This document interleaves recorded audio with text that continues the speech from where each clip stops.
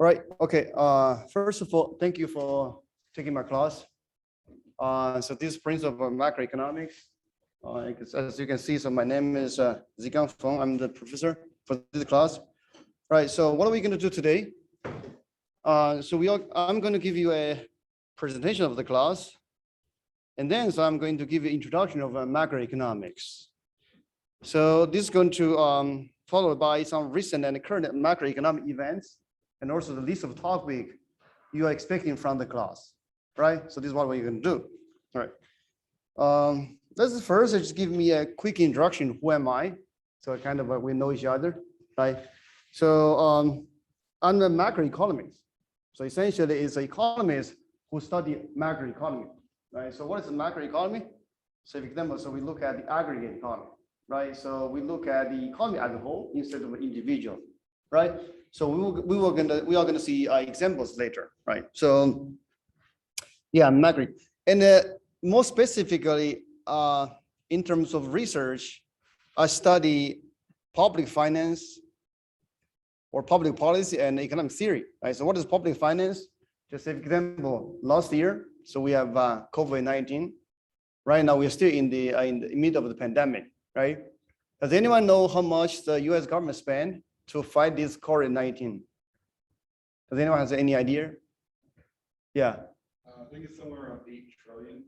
That's good, yeah. So basically it's in the scale of $1 trillion, right? So we spend a lot of money to fight the COVID-19.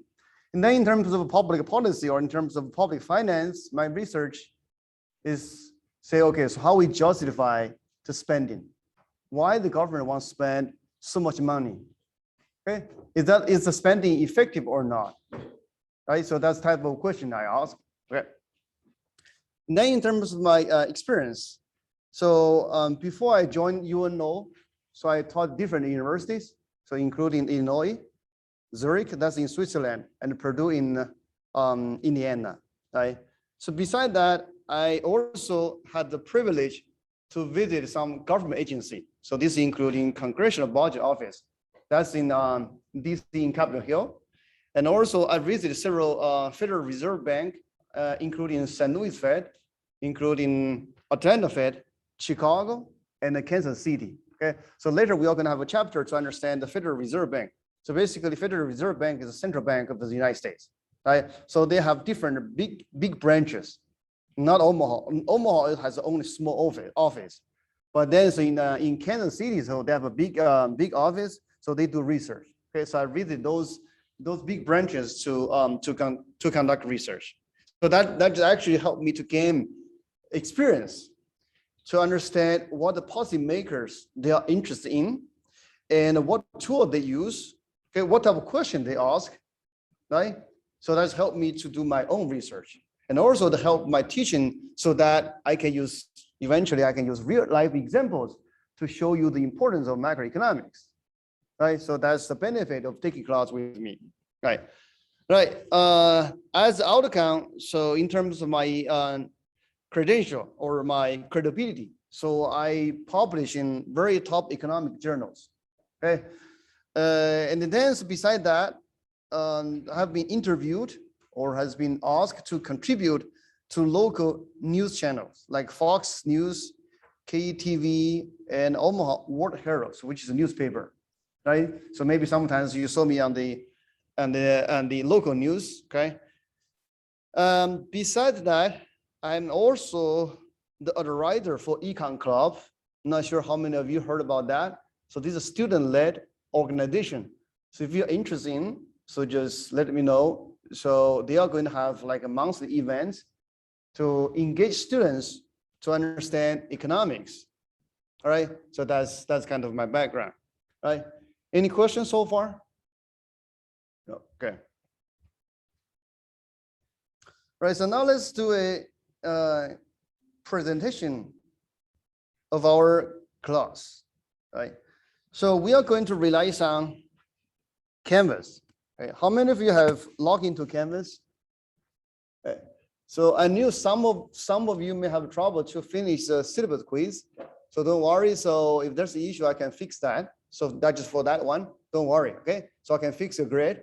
But the purpose of this syllabus quiz is for you to familiar with the class, right? To engage you, actually give you incentive to participate, right? So remember, this is a class of economics, right? So economics is a science of, does anyone know?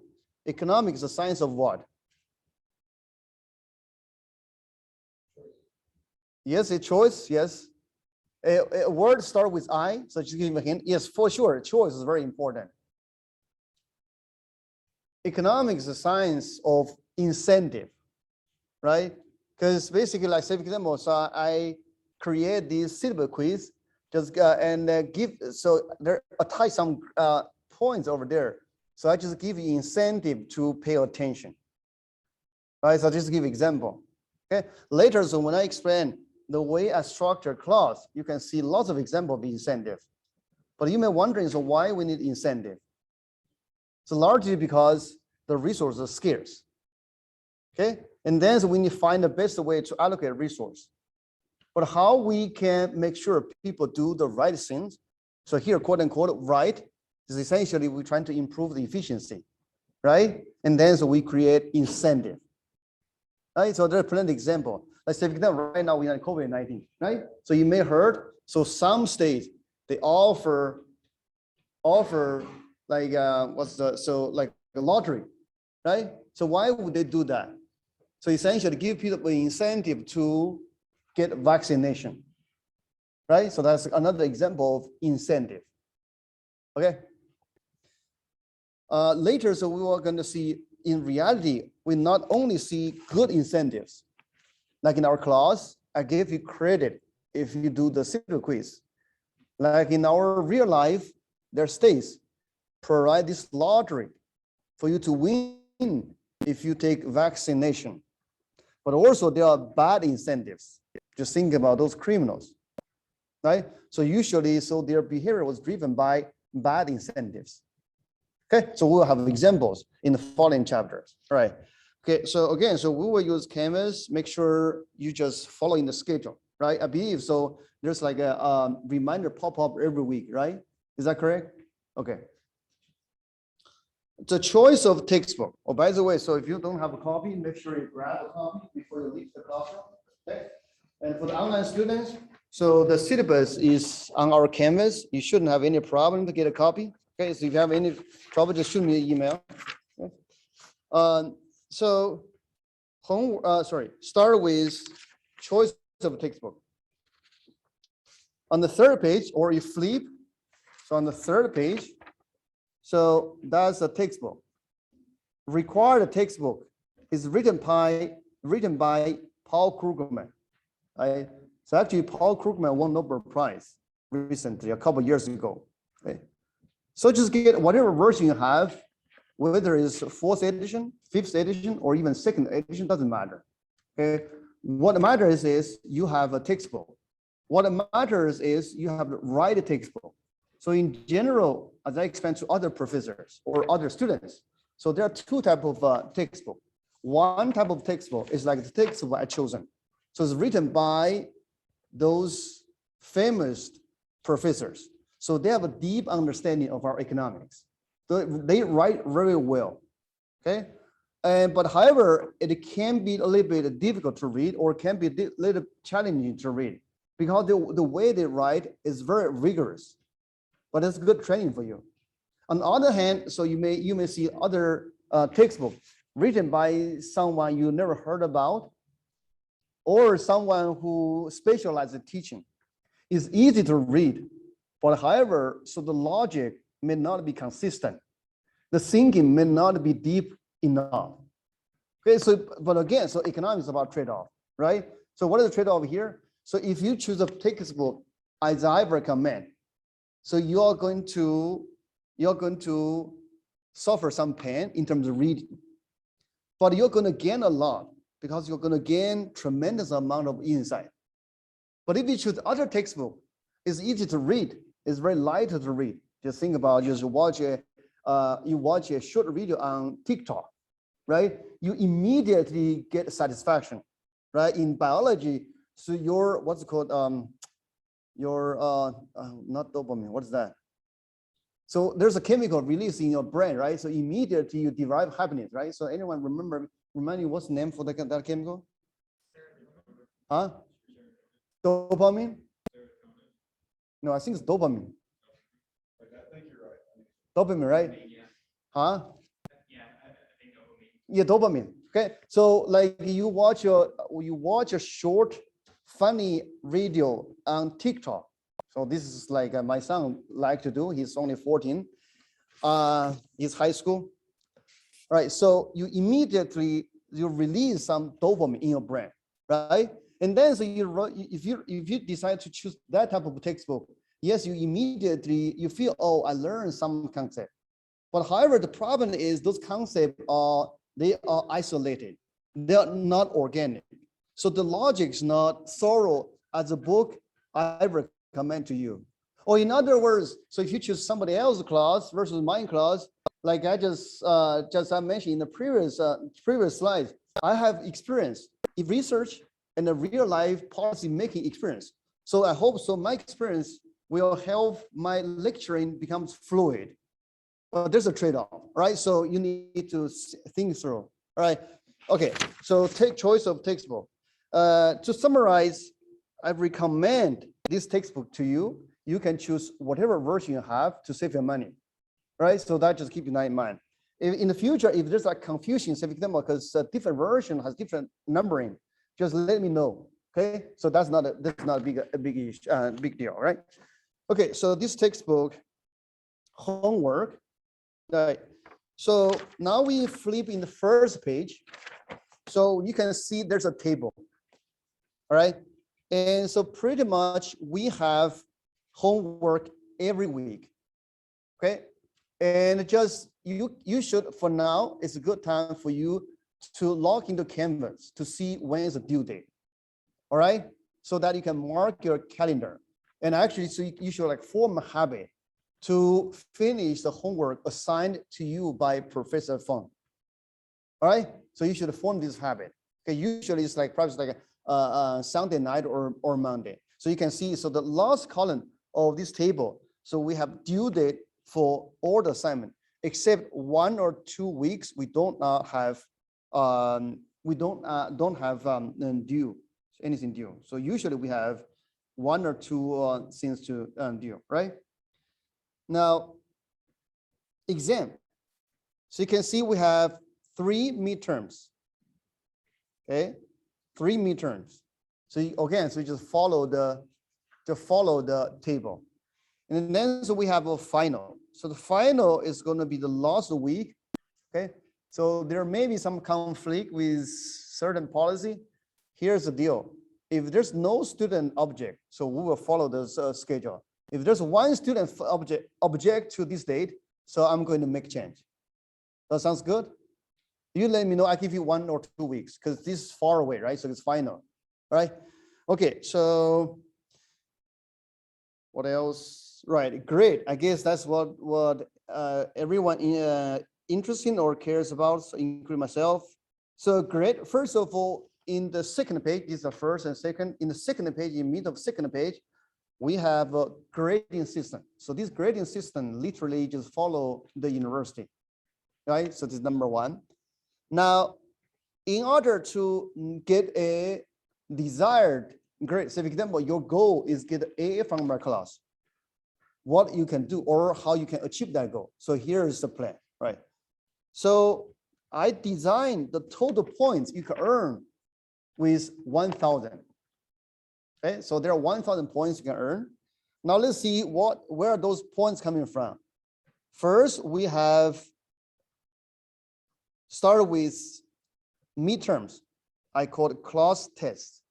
So there are 3 midterms. Each midterm is going to worth 160 points. So 160 times, let me write down.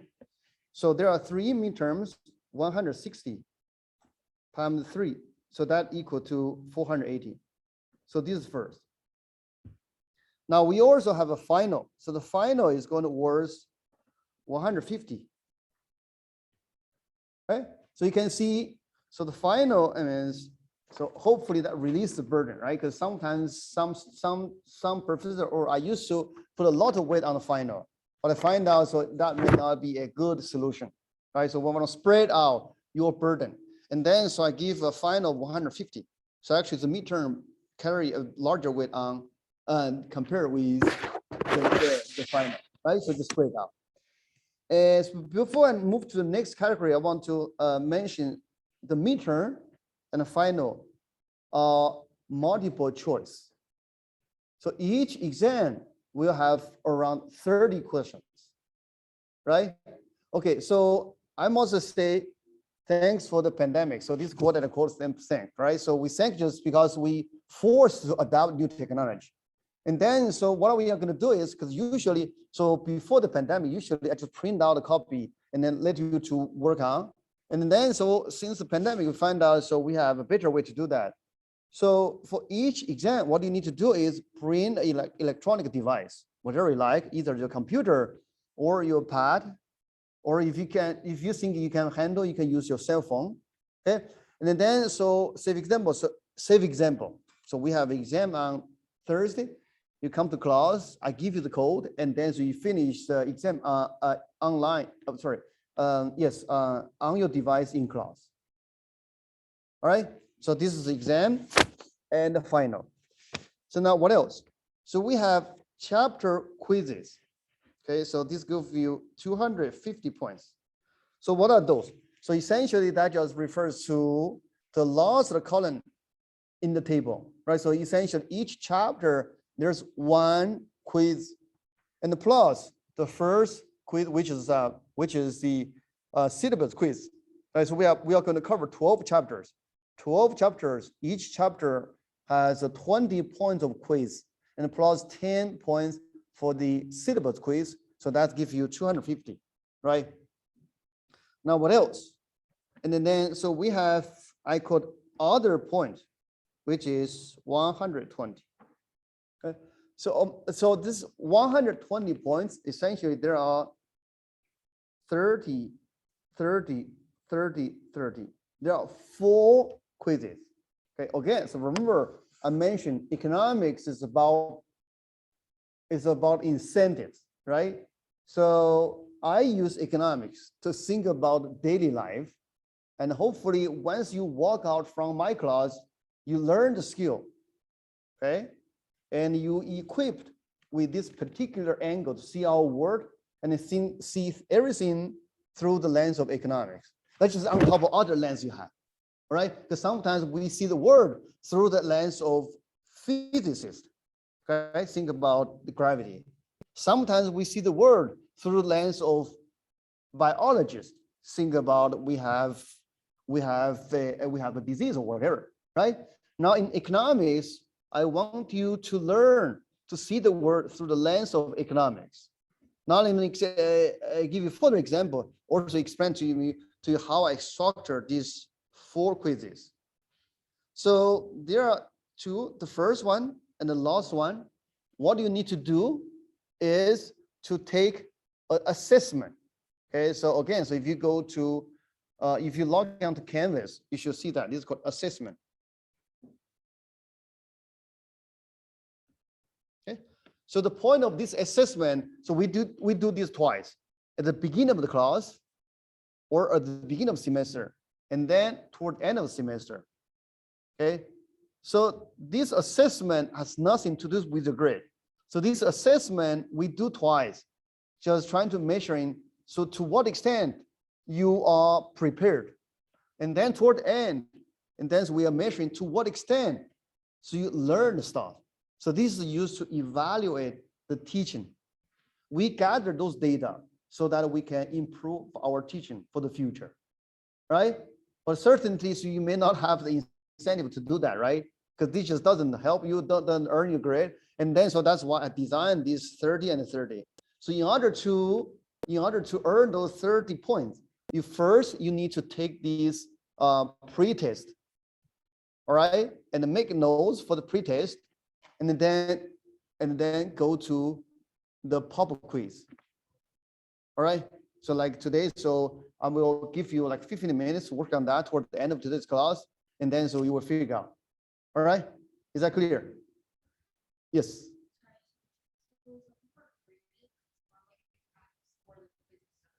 Oh, so everything is graded.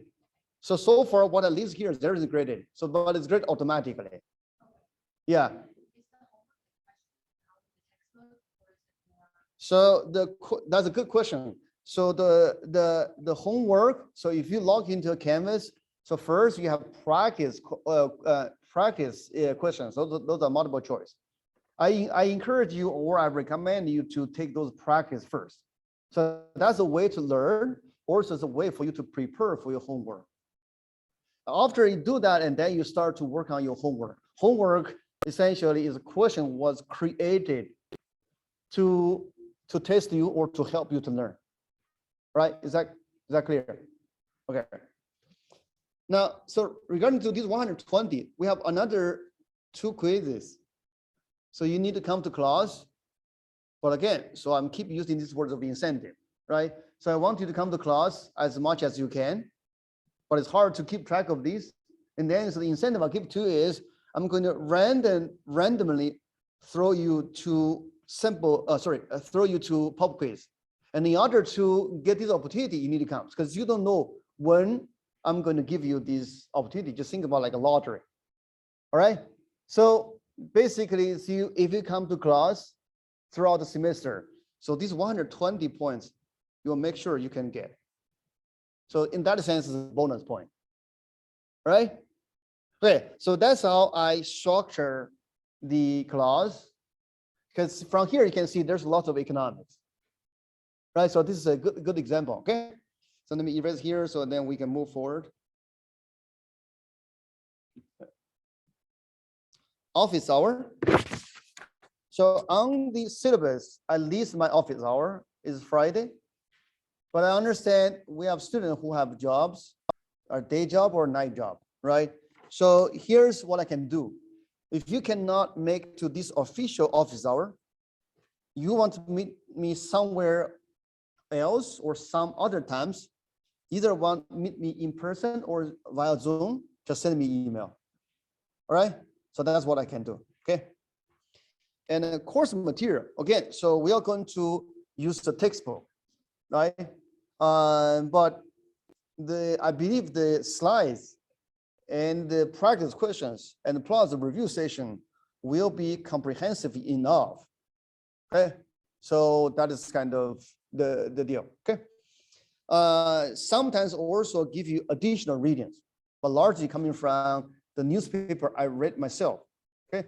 So the newspaper I read, including Financial Times, New York Times, Wall Street Journal, Economist, and Barron. Okay, so I read those on a daily basis. Okay, so by the way, so in the hall, not the hallway, so in the stairway, so there's free New York Times. So I encourage you to read if you got a chance, right? Not every day. It may not be practical. Maybe once a week. Okay, read those. That's help you to understand the real world economy, right? Okay, so this is okay. Any question before I move to the introduction of macroeconomics? For the moment, I just give you the structure of the class. Those more like logistics, right? So we haven't talked about any substance yet. Any questions? Yes.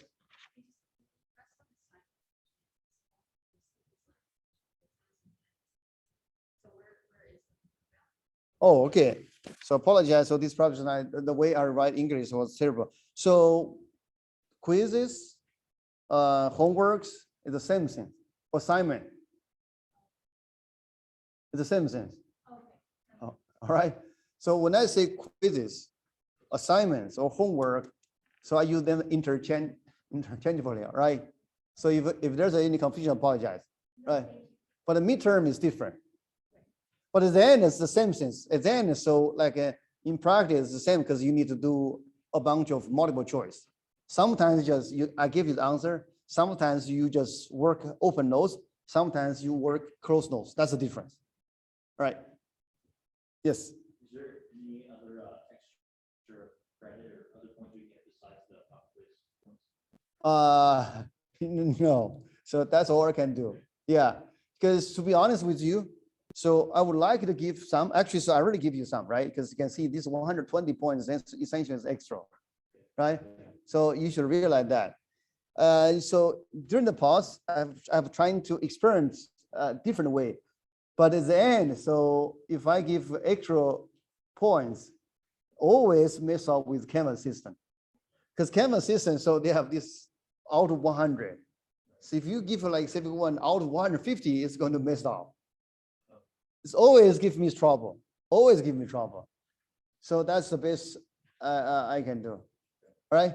Okay, but again, so the bottom line is I'm here trying to help you to succeed. So I want you to have a good grade, okay? But I also have high expectation on you. I want you to learn, okay? So the grade is not the most important thing. What I really want you to get is when you walk out from my class, you learn how to see our real life or real economy through the lens of economics. Because at the end of the day, so if you don't have that skill, even I give you an A+, it doesn't make any sense. It doesn't help you at all, right? And in some sense, also is going to hurt my reputation. Because the end of the people just say, okay, so Professor Feng, he doesn't teach us anything. He just gives us A+. Right? So think about there's a trade-off for me, right? Because to what extent I care about my reputation, because I'm going to teach, keep doing this for many years to come. All right. But I also, as you can see, so, or some students may see, so I also change the slides every year. Right.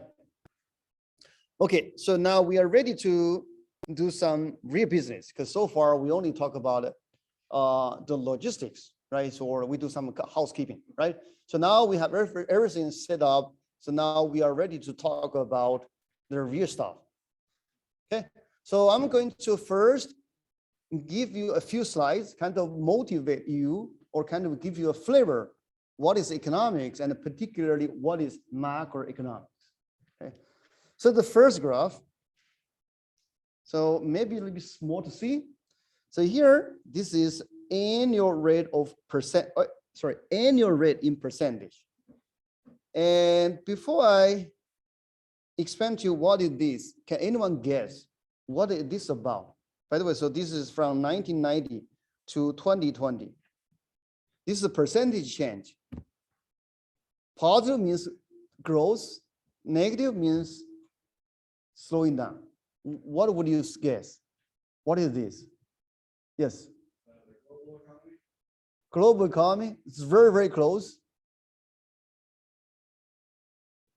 US economy, it's the same thing. So actually here, so this is GDP. Then later we are going to see this GDP per capita. Okay. But in like newspaper, so we use GDP per capita to proxy or approximate our economy, right? And so this is the US economy from 1990 to 2020. What do we learn from here? So the real economy fluctuate, right? It just it doesn't like human being. So we only grow taller and taller, but maybe it's at a certain age, say for example, if that becomes like 60 or 70, I getting shorter, right? But usually you grow higher and higher, right? But now our economy is different. Sometimes we grow like here.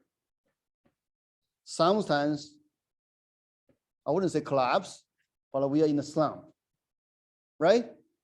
Okay, so that's the first thing to realize. Now I want to highlight here what caused this slump. Yes, COVID-19, right? But can we think a little further? How exactly COVID-19 caused our economy to shrink? What is the mechanism? Everybody had to shut down and stay at home. Everybody has shut down to stay home. But why everyone want to shut down? The fear of the virus, right? So you voluntarily or involuntarily, you close your business, right? So that has caused this slowing down. But then later, so I'm going to show a graph. So the government has done tremendous amount of work to stop this keep declining. Actually, since it could be without the action from the government, this can be much, much worse, right? So actually, if we extend this diagram, so for example, if I include 1929, so what would you guess? So what this number is going to be like in 1929? Yes. Yes, it is Great Depression. Yeah, thank you. But my question for you is, so look here, 2020.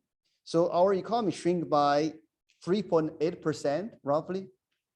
But if I include the 1929, what would be your guess? Or to what extent you know what happens in 1929? It's much lower. So actually at some point, the GDP is like 20 to 30%. Okay, but what's the difference? The main difference is back in 1920, so we do not have macroeconomics as an independent field yet. Right?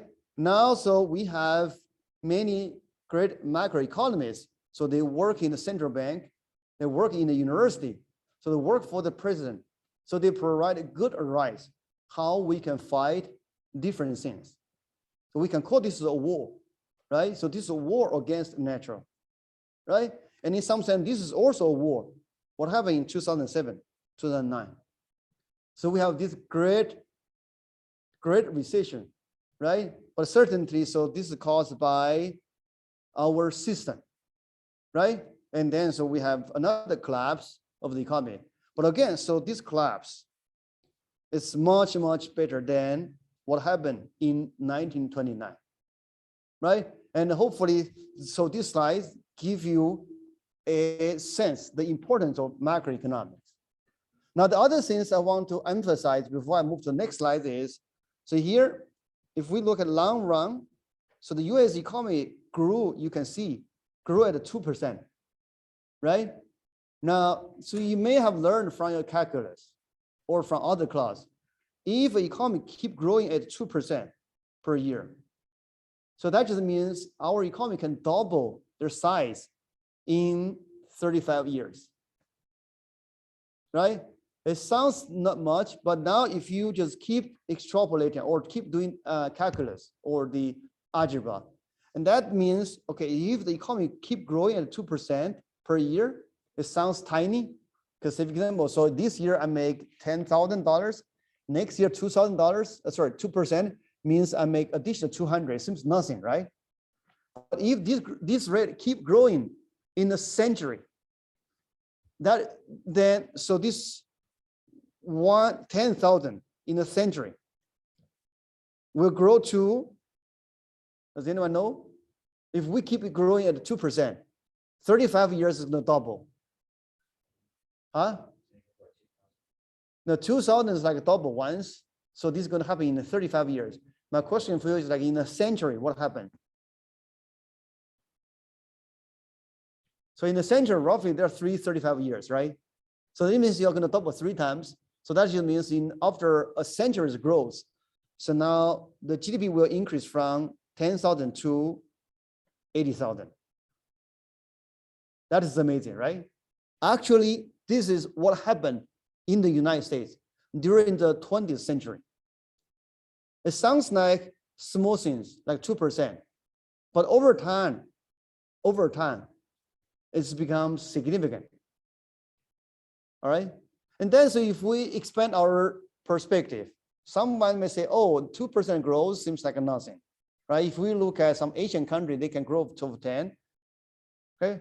But the truth is, to sustainably grow at 2% for a century, that's a miracle. Okay, so just there are 2 things, right? One is you just grow at 2%, or you can manage grow like higher. So for example, China, right? So Chinese economy grow like more than 10% for a couple of decades. But in the world, there are very few countries can sustain a positive growth rate for so long, for like 100 years. Okay, so that's the achievement of the American economy. All right. So the first slide I shared with you. Now this is another slide. Again, let's just guess what is this. So by the way, so this from 1950, after World War II to 2020, okay, last year. Again, this is a percentage. So the first I want to show you on the GDP per capita. So one student says world economy, the other one says US economy. This basically you are very close because you have good sense. Now what would you think this is about? Yes. That's an excellent answer. Thank you so much. So yes, this is unemployment rate, right? So for the moment, so you may wondering what is exactly unemployment means. Don't worry, we will have one chapter to understand how we measure unemployment rate. And we also will learn what caused this fluctuation and other things, okay? But here, okay, so they just say like a starter, okay? Give you a flavor of macroeconomics. Similar to the GDP growth, you can see these things fluctuate, okay? So if we just bring them together, you can see there's like correlation. When I say correlation is they just move either in the same direction or opposite direction, okay? And actually you're gonna see if you just combine these two figures all together, you're gonna see whenever the GDP growth is high, and then the unemployment rate is low. Whenever the GDP growth rate is low, and then unemployment rate is high. So let's say, for example, you can look at here. So this part is very high, right? Now let's go to the previous slide. This is very low, right? Okay, so this is not a coincidence. So there are economics behind that, right? And but we will have one chapter to study that. Here, the important things I want to emphasize is, again, use 1929 as example. So in 1929, so this number actually is off the chart. It's more than 20%, right? So not sure. So in your family, you have grandparents or great grandparents old enough to remember that. So if you have that luxury to ask a senior person in your house, so you should ask them what happened in 1929, right? So in the worst case, in the worst day, every 3 person, there's one lost their job. But now look at it here, right? So you already answered to me. So basically we were feared of the virus and most of business was shut down, right? And in principle, without the intervention, without help of the government, so this number can easily go to 30, 40, or even 50%. But in reality, so we are much better and 15%. The other things I want to emphasize is the spell. Let's just write down spell. So, but this is not spelling. So this just says the length of the unemployment. So it's very short. But in the Great Depression or 1929, so the high unemployment has lost for a while, almost a decade. What's behind that? Again, the answer is throughout the past century, so the macroeconomics has developed as an independent field. So there are so many macroeconomists, so they spend their entire life to understand what's going on in our macroeconomy. Okay, so that's help us to save life, to save our economy. Right. Next one. This one is hard to, it's very difficult to guess. So let me just give you the answer. Oh, by the way, so here we have the luxury to have more data. This is from 1930 to 2020. And so this is inflation rate. What is inflation? I'm not sure how many of you or your family was trying to looking for a house recently. Was crazy, right? Was really, really crazy. Just to give you an example, okay? So I was trying to find that house, but find out it may not be a private. Just give you an example. So me and my wife were thinking about to upgrade the house, and we saw a house was quite expensive. The first time we saw the house is by the end of 2019. So the house was asking for 550. That's a little bit beyond our budget. So, but usually we saw so the price will go down. So that's during the normal time for that price range. Because we were thinking, so eventually the product will be like sold by like 450. That's something we can't afford, right? But then the really crazy things happened. So the house was on sale for like half a year, and then the house was delisted last spring.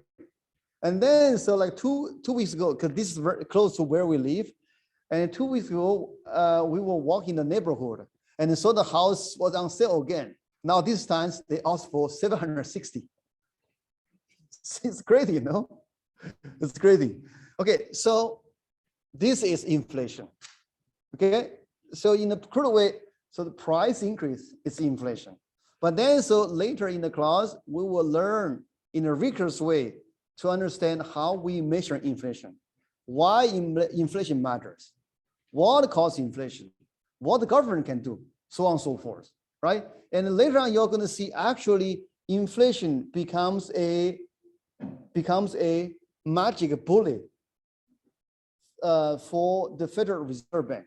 Or in other words, so currently the central bank, so they use the inflation as their policy rule, but certainly not like too high or not too low, right? You can spot something here, right? What do you see here? So essentially, so there's a cap, or roughly there is a maximum inflation, right? So currently, at least US Central Bank, which is Federal Reserve Bank, so they set a inflation target, meaning so they are going to do their job, do whatever it takes to make sure the inflation is not 2%, it's not higher than 2%. But however, so this is a catch, now me right here. So this happens right before the pandemic. So before the pandemic, you can look at here. So the past 10 years, roughly, they just keep a cap here, right? 2%. Now in the inflation, during the pandemic, we are under a unprecedented circumstance. And then so the central bank decide to twist their policy tools. So they release this cap, let it fluctuate a little bit. Right? So we will get there later. But for now, so again, so we need to see what happens in real life. So you have inflation, but sometimes you have deflation. But usually deflation is very rare and deflation is very dangerous. Okay, so to understand why deflation is dangerous, just think about if everything in terms of price keep declining, what are you going to do? You're going to buy or you don't? Think about yourself. You want to hold your purchasing or you want to buy it right away?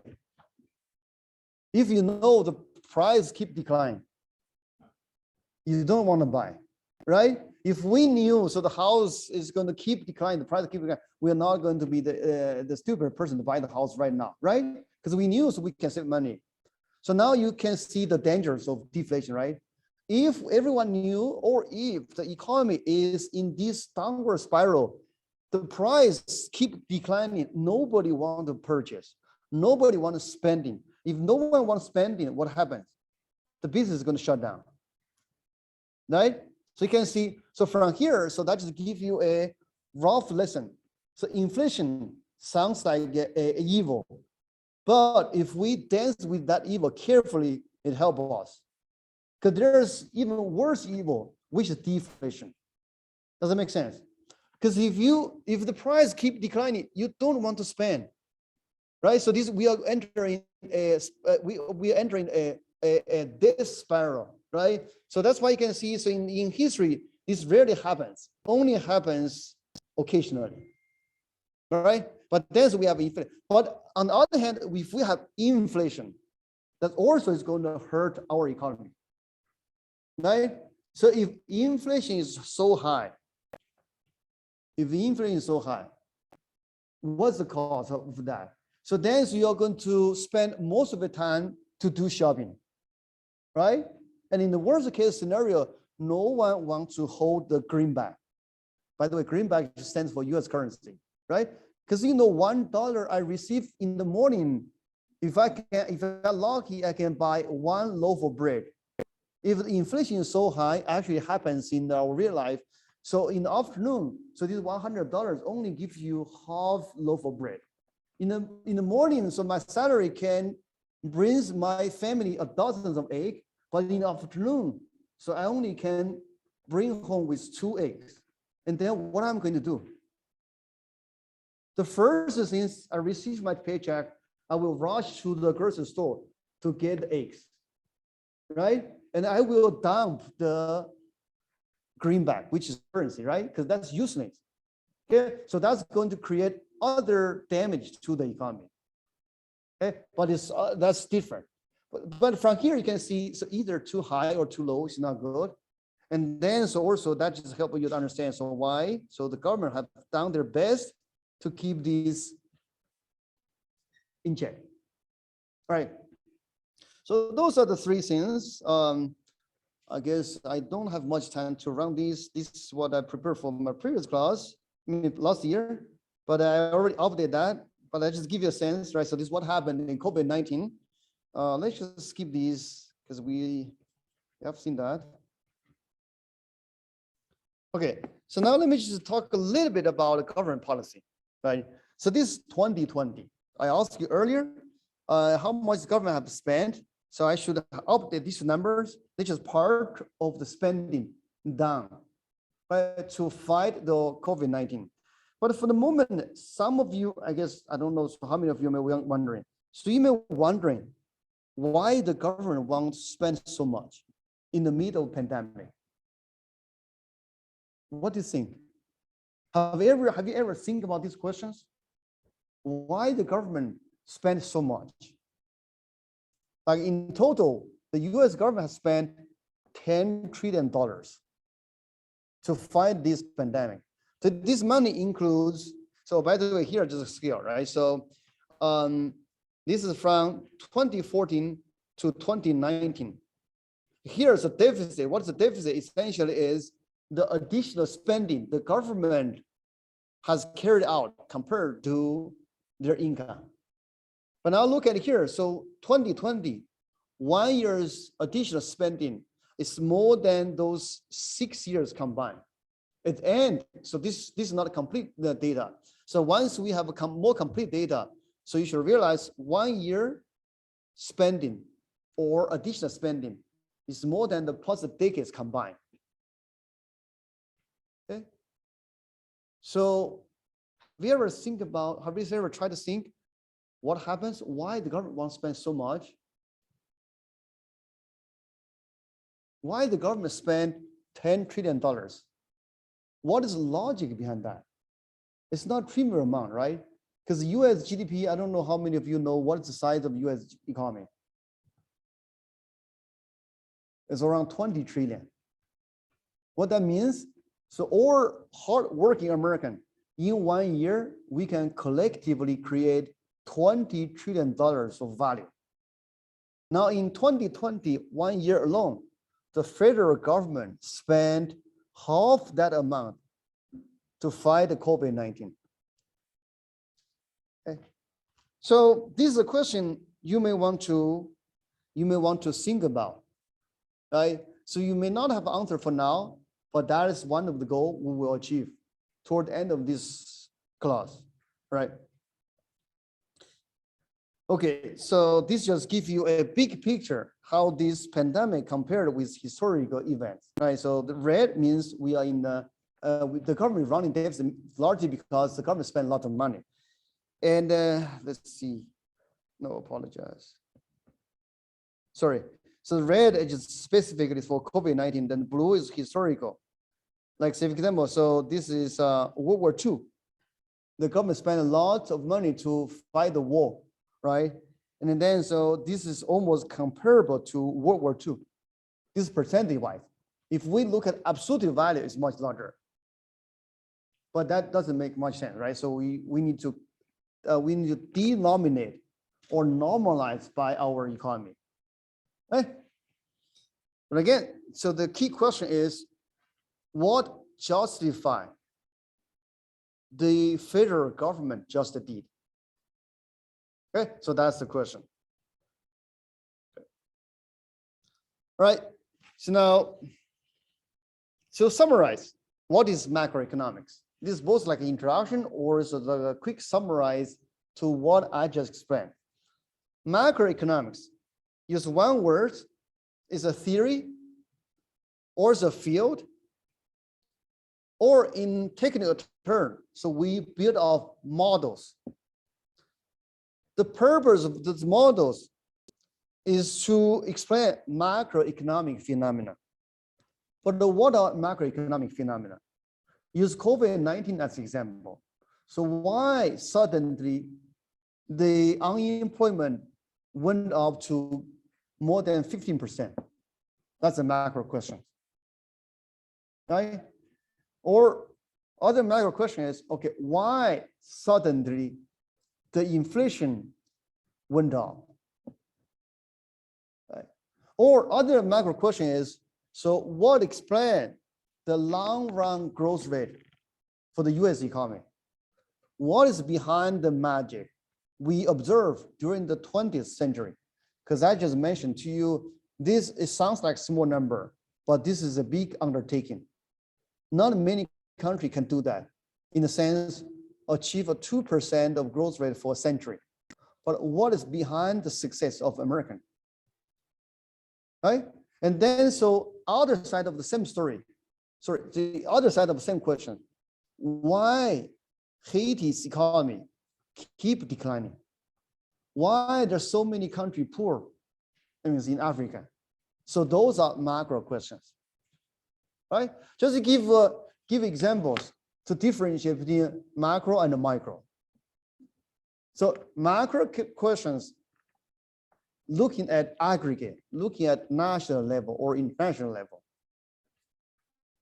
Micro question, say for example, labor market. And then the question could be, oh, today, so I'm come to class, should I take the online version or to the in-person version, right? And when you make that decision, there's a trade-off. If I come to class, so first you need to consider, like these days, you need to consider risk of infection. And then you also need to consider the time you spend in driving, parking, so on and so forth, right? But then, so what is the benefit you come into in-person class? And then so you have some, you are going to, there are more attention you can put, right? So there's like engagement, not for online version. So that's micro questions. Okay, hopefully you see the difference between micro and macro. And I want to summarize. So macro questions cares about two big issues. One is long run growth. The other is business cycle. Long run growth is clear. It's simple, right? So United States during the 20th century has been growing for 2% for a century, right? So Chinese economy was a miracle from 1980 to 2020. So their economy grew like 8% per year, right? And then Haiti's economy was a disaster. Okay, so their economy barely above zero for most of the time, right? So that's about long run growth. Now, what is business cycle? So business cycle is just about fluctuation, up and down.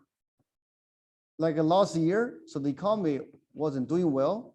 Now, so economy is booming, and we don't know what happened next year, right? Okay, so the business cycle matters. It matters to business, also matters to individual. Why? So for example, if you are graduating during the year of recession, and then you are very unlucky, right? Because usually there's going to high unemployment. Usually that means it's difficult to find a job. It's also bad for the business. If the business is open during the recession, then the demand is weak, right? So the revenue is low, the profit is hard to make, right? So that also explains why the government will do their best to, we call it tame the business cycle, or to reduce the severity or the damage of the recession, right? But before we can do that, we need to understand what causes this business cycle. But then, so even before we can understand what causes business cycle, but the first things first, we need to understand the measurement. So to summarize the big picture, this class is about long-run growth and the business cycle.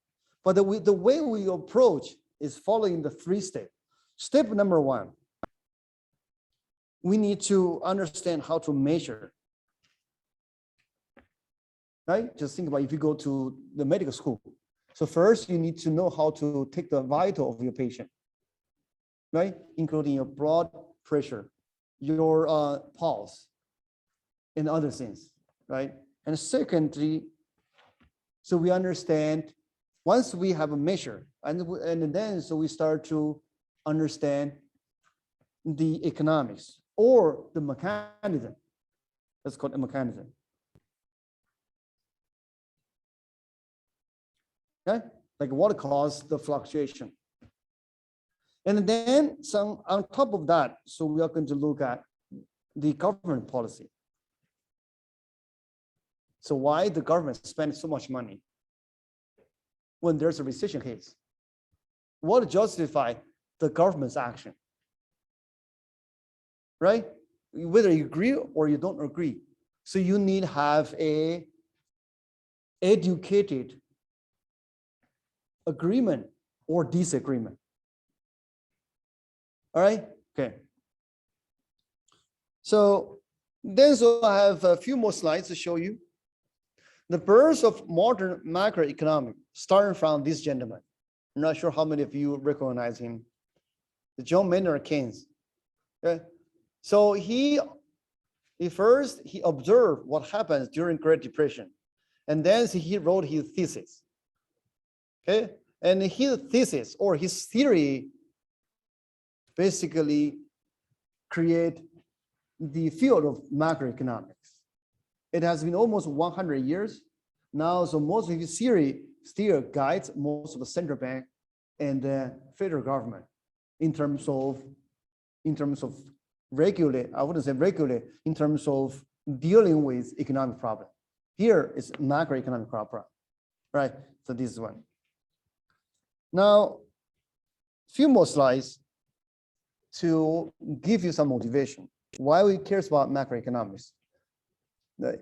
So yeah, we haven't seen a similar version, right? So, but we just saw what we just saw is the GDP growth or the economy side of economy for the US, right?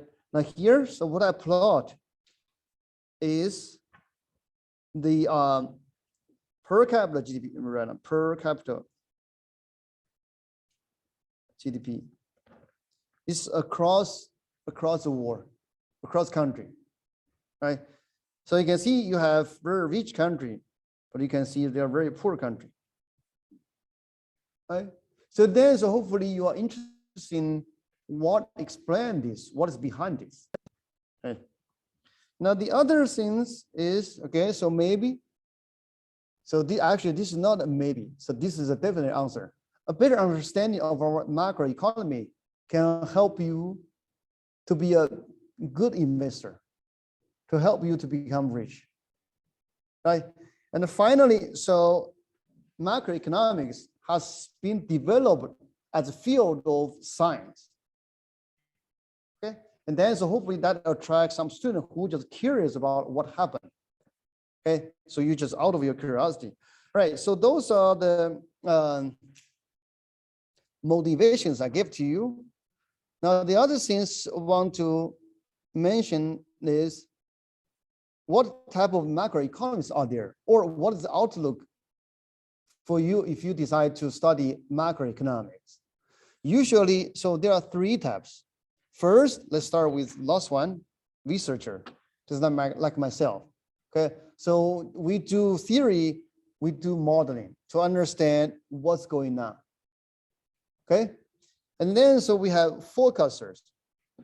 So they are more or less like weathermen to forecast what's going to happen next in terms of unemployment rate, in terms of inflation, in terms of GDP growth. So those data will be feed in to those analysts. So those guys either works for public sector, think about federal government or the central bank, or someone who work in private sector, think about work for the hedge fund or work for Warren Buffett, right? So they just process those numbers and then help them to make the right business decision. Either it's an investment or is a other type of business decision, right? So those are usually what macroeconomists do. Okay, and then so this is a list of topics we are going to cover throughout the semester. So roughly there are, let me see, 1, 2, right. So roughly there are 3, yes, there are 4 parts, I would say. We start with some review. So this is for micro. We take a few weeks, that is before the first midterm. And then, so we are going to look at measurement. So this is about measurement, first M. Okay, let's call it 1. This is 0. This is like a prerequisite, right? And then, so after we understand how to measure in our economy, we are going to look at, we are going to unlock the black box. Okay, we are going to look at some theories that explain the fluctuation.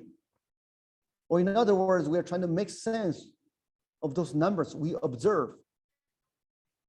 And that's the second M, right? So the first is measurement, the second is mechanism, economic mechanism. Now, with those 2 things, and then we are ready to look at economic policy.